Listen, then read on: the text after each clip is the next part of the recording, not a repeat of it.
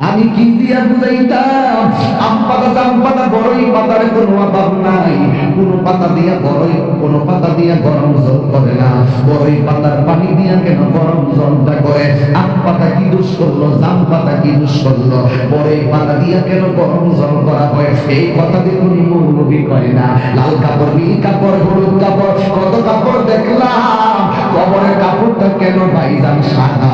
এই সাদা দিয়া কেন দাফন করা হয়? এই কথা দিয়ে পৃথিবীর কোন মৌলবি কয় না রে। এ আমার যুবক,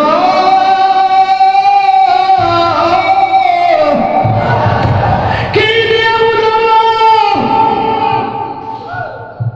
কবরটা কেমন ডেঞ্জারাস?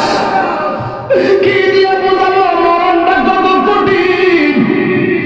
কি দিয়ে বুঝাবো তাহির যে একটা দিন চলে যাওয়া মানে হলো আমার জীবন থেকে চিরদিনের জন্য দিনটা চলে গেছে।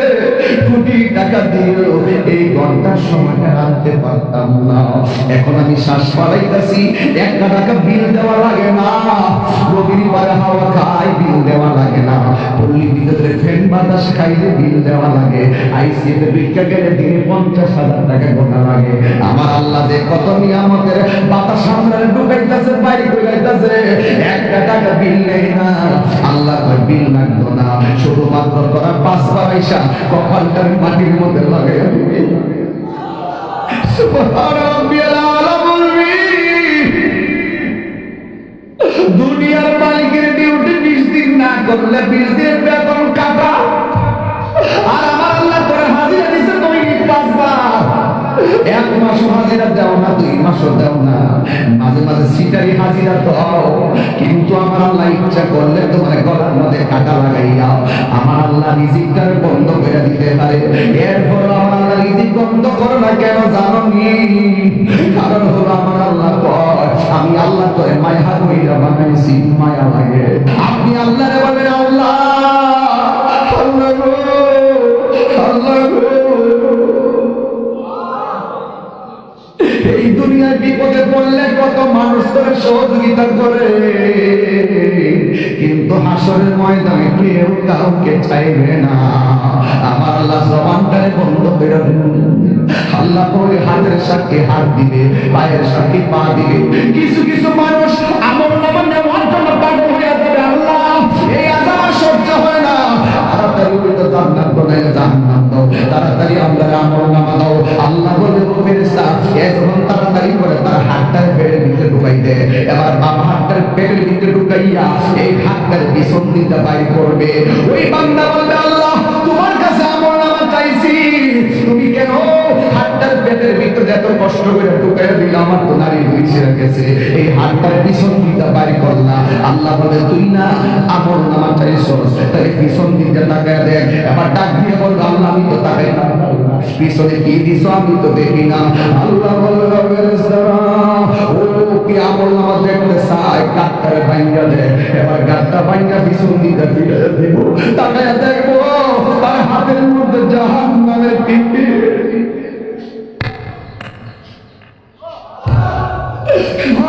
অনেক মানুষ আল্লাহর কাছে হাতের মধ্যে পানি চাই,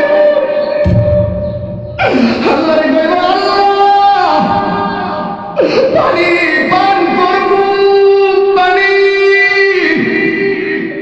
আল্লাহ বলেন নাফরমানদের জন্য জাহান্নামের নিচ থেকে পুষ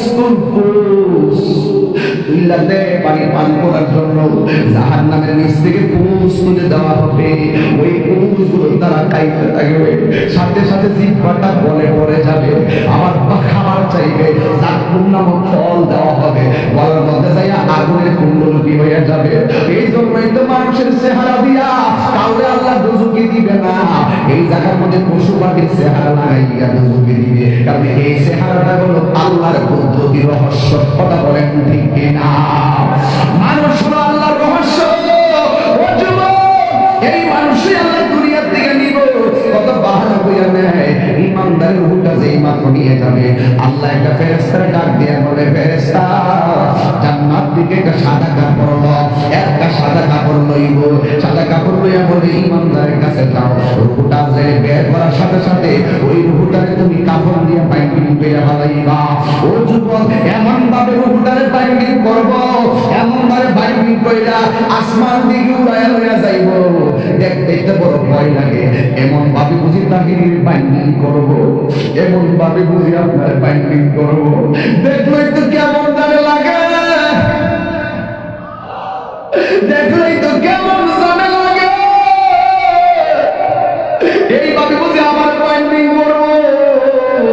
আল্লাহ বলে আজরাইল, ও আজরাইল আমার জান্নাতের ফেরেশতা আমার ইমানদারের উপরে জান্নাতের সাদা কাপড় দিয়া বাইন্ডিং করে বানাইবি।